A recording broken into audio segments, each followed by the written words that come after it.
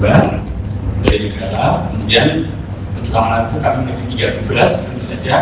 Pertama, untuk menetapkan dan melaksanakan kebijakan moneter, dan mengatur dan menjaga kelancaran sistem pembayaran, juga menetapkan dan melaksanakan kebijakan makroekonomi prudensial. Nah, dalam mencapai tujuan pelaksanaan tugas itu, Bank Indonesia memiliki berbagai instrumen kebijakan yang kemudian dilakukan Kantor Pusat, tapi dalam pelaksanaannya untuk memastikan efektivitas pelaksanaan tugas itu, kami dari Bank Indonesia di perwakilan di daerah juga melakukan berbagai kegiatan tugas untuk mendukung tugas utama tersebut. Misalnya, pertama untuk mencapai stabilitas rupiah. Stabilitas rupiah itu bisa dilihat dari 2 sisi, bagaimana stabilitas harga yang ditunjukkan dengan angka inflasi dan stabilitas nilai tukar yang ditunjukkan oleh angka kurs rupiah terhadap mata uang asing lainnya.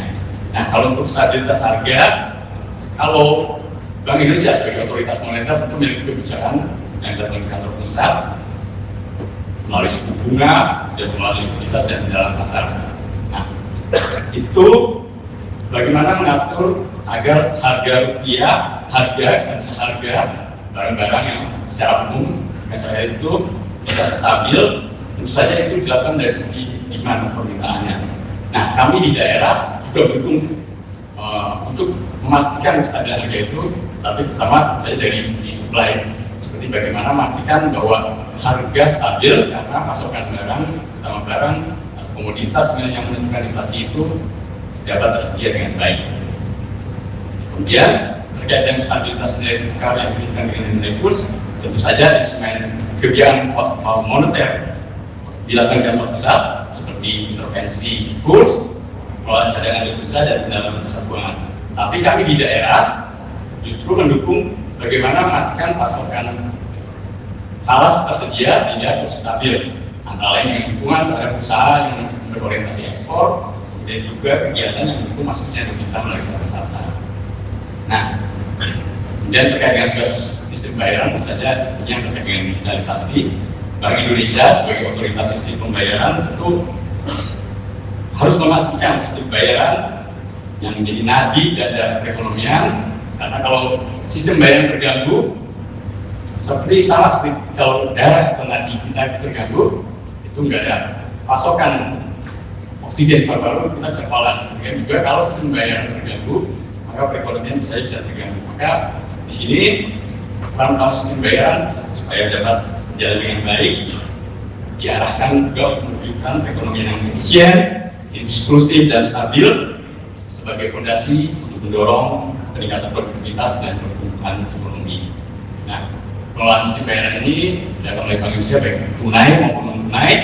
Kalau tunai itu adalah sistem pembayaran yang kita lakukan dengan uang secara fisik, jadi uang rupiah kita secara fisik itu. Bank Indonesia Kalimantan Selatan memastikan seluruh kebutuhan uang tunai itu bisa tersedia di seluruh daerah, bahkan daerah terpencil, dengan pengelolaan distribusi pengedar uang, memastikan setiap daerah itu bisa tercukupi kebutuhan uangnya dalam jumlah dan nominal yang cukup, serta tentu saja kondisi layak edar. Nah, karena harus dalam kondisi layak edar, biasanya bukan soal cara distribusi BI saja yang menentukan, tapi juga bagaimana masyarakat kita memperlakukan soal rupiah itu. Makanya di BI juga melakukan kampanye untuk memastikan bagaimana cara memperlakukan uang rupiah. Sementara pembayaran sistem pembayaran tunai tentu saja yang meliputi sistem pembayaran yang dilakukan tidak dengan uang fisik, itu bisa secara elektronik. BI memastikan bahwa transaksi atau likuiditas dapat cepat, mudah dan murah. Dan juga struktur industri dari penyedia jasa pembayaran yang ada, baik bank maupun non-bank. Kita ada mengenal e-wallet, ada GoPay, ShopeePay, Dana, OVO dan lain sebagainya, itu juga struktur industrinya sehat dan efisien, dan juga infrastruktur sistem pembayaran yang aman dan handal. Disinilah untuk elektronifikasi dan digitalisasi pembayaran didorong, dan saya yakin kita semua sudah dapat merasakan bagaimana elektronifikasi mengubah cara kita bertransaksi dan mendorong perekonomian terus tumbuh. Bahkan saat kondisi serba terbatas seperti saat pandemi lalu. Jadi kita pun bisa bayangkan kalau tidak ada sistem pembayaran yang bisa kita gunakan untuk transaksi online dan lain sebagainya yang berkembang saat ini tidak juga mungkin berkembang. Mungkin demikian gambaran singkat mengenai kelembagaan Bank Indonesia yang sudah kami sampaikan. Selanjutnya mungkin kami masuk ke terkait dengan tim kendali inflasi daerah dan tim perluasan dan percepatan digitalisasi daerah. Bapak Ibu, pengendalian inflasi yang dilakukan oleh TPID merupakan salah satu agenda strategis pemerintah daerah, dan kami yakin dan mengapresiasi inisiasi yang dilakukan oleh pemerintah Kabupaten Tapin untuk melaksanakan high level meeting ini. Jadi kami menyambut baik dan apresiasi setingginya kami sampaikan dari Bank Indonesia atas inisiatif pelaksanaan high level meeting ini. Nah, ini tentu memiliki dampak langsung terhadap stabilitas ekonomi dan daya beli masyarakat. Upaya kendali inflasi perlu dilakukan secara menyeluruh melalui framework 4K inflasi. Nah, mungkin Bapak Ibu yang sering juga menyampaikan dalam rakor pengendalian inflasi yang dilakukan oleh Kementerian Dalam Negeri kami juga sudah familiar dengan 4K ini, yaitu pertama keterjangkauan harga, kemudian ketersediaan pasokan, kelancaran distribusi, dan komunikasi kebijakan yang efektif kepada masyarakat. Lebih lanjut, yang dari data yang ada, Provinsi Kalimantan Selatan pada Februari 2026 mencatat inflasi sebesar 0,86% month-to-month, meningkat sebesar 0,20% month-to-month dibandingkan Januari 2026. Nah, sementara itu untuk Kabupaten Tapin pada 4 Februari lalu, indeks perkembangan harga di atas sekitar 0,27. Ini meningkat didorong oleh komoditas daging ayam ras, cabai rawit, dan gula pasir.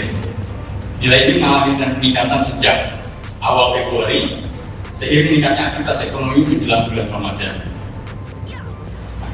Tantangan kendali inflasi di bulan itu tentu saja diperkirakan akan semakin meningkat mengingat momentum hari besar keagamaan nasional yaitu Ramadan pada minggu ini, kemudian juga nanti Idul Fitri. Maka dalam konteks tersebut kami memandang TPID ini memiliki peran strategis dan kami bersyukur, terima kasih karena tepat sekali pelaksanaan HLMT ini di momen yang tepat tentunya untuk koordinasi lintas sektor dalam merumuskan dan melaksanakan kebijakan pengendalian inflasi daerah. Kami yakin sinergi yang kuat dalam TPID tentunya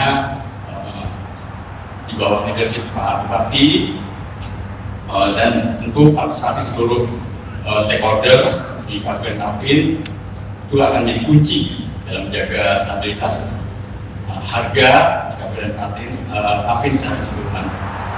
Kami optimis dengan sinergi yang kuat, inflasi di Kalimantan Selatan pada 2026 dapat tetap terjaga dan menentang sasaran nasional 2,5% plus minus 1. Bapak Ibu, lebih lanjut setelah daerah untuk high level meeting pengendalian perluasan dan percepatan digitalisasi daerah.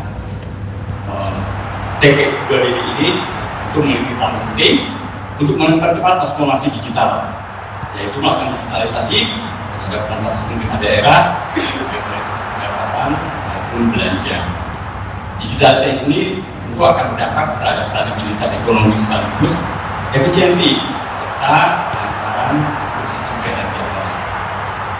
Nah, secara keseluruhan, untuk TP2DD Kabupaten Tapin telah berstatus Pemda digital, namun tentunya masih terdapat peningkatan pada skor indeks elektronifikasi transaksi pemerintah daerah atau IETPD. Mengingat Kabupaten Tapin sementara ini masih berada pada posisi 8 dari 13 kabupaten kota di wilayah Kalimantan Selatan. Nah, kemudian juga pada ajang championship TP2DD tahun 2025 lalu, untuk wilayah Kalimantan, Kabupaten Tapin masih berada pada peringkat 4 dari 57 kabupaten. Posisi ini menunjukkan perlunya penguatan berbagai aspek agar Kabupaten Tapin dapat tampil lebih kompetitif dalam Championship TV 2DG di masa mendatang. Penyusunan roadmap digitalisasi untuk menaikkan pajak dan retribusi pemerintah daerah di Kabupaten Tapin menjadi penting untuk dilakukan sebagai acuan dalam menjalankan program kerja digitalisasi daerah. Berdasarkan pengisian survei Indeks TPD pada semester 2022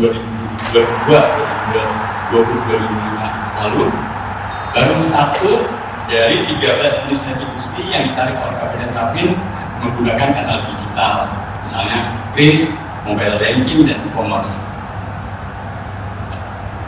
Kemudian juga implementasi kartu kredit Indonesia dalam belanja SKPD juga menurut teman kami dapat bisa dimulai dalam tahun 2026 ini, dan Bank Kalsel juga sudah siap dengan kartu kredit co-brandingnya, dan ini tentu akan mendukung untuk penyelesaian Championship TV2DG tahun mendatang. Sinergi yang baik dengan BPD Kalsel tentunya menjadi penting untuk integrasi sistem pembayaran Pemda. Bank Indonesia berkomitmen untuk terus mendampingi dan memperkuat sinergi TV2DG Kabupaten Tapin, karena kami percaya bahwa dengan kerjasama yang solid, digitalisasi keuangan daerah akan memberikan manfaat yang bagi masyarakat. Nanti kami juga berharap arahan dari Bapak Bupati, yang disampaikan Bapak Bupati, dan juga komitmen kita bersama setelah kegiatan ini ada bentuk pencerminan komitmen berupa dan kesepakatan yang merupakan jadi poin-poin yang jadi tindak lanjut yang perlu dilakukan baik untuk mengendalikan inflasi maupun untuk digitalisasi Kabupaten Tapin ke depan. Kami berharap dengan hasil politik ini untuk menghasilkan kesepakatan tindak lanjut yang konkret, terukur, baik TPID maupun TP2D di Kabupaten Tapin, sehingga nanti dapat realisir dan bermanfaat. Mungkin demikian, Bapak Ibu yang dapat saya sampaikan sebagai penutup. Pergi ke Kimo, cari dokter gigi. Ketemu Susi lagi makan sushi. Mari TPID, TP2DG Tapin, perkuat sinergi, kendalikan inflasi, perkuat digitalisasi.